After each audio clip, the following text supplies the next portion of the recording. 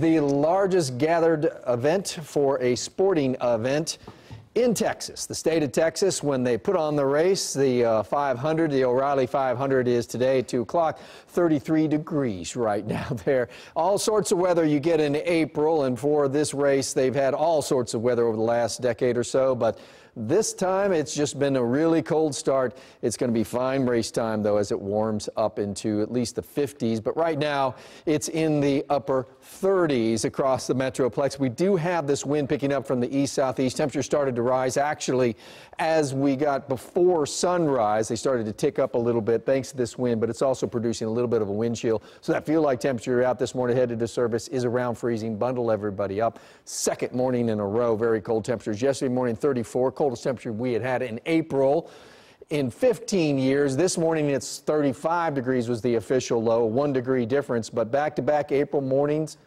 near freezing or just above. That's the coldest run of April mornings we've had in 21 years.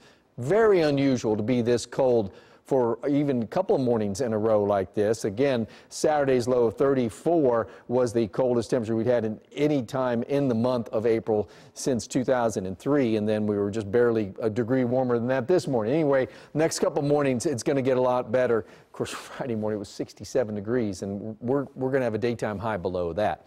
So let's talk about the forecast. Temperatures warming up into the mid-40s by 10 a.m. into the low 50s by 12. Race time at 2, but temperatures should already be in the upper 50s and topping out into the low 60s.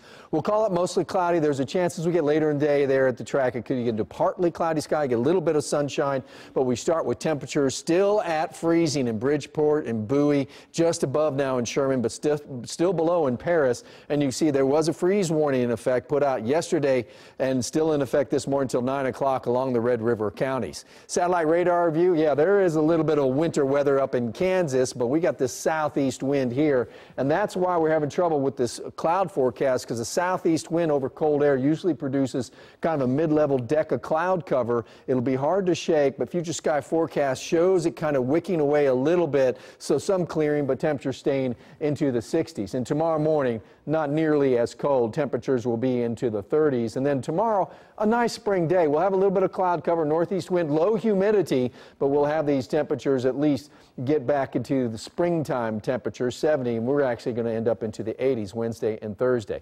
I want you to look at the 7-day forecast, not only for the warming trend, but the lack of precipitation until we get to Friday, because Friday we run the risk of severe weather.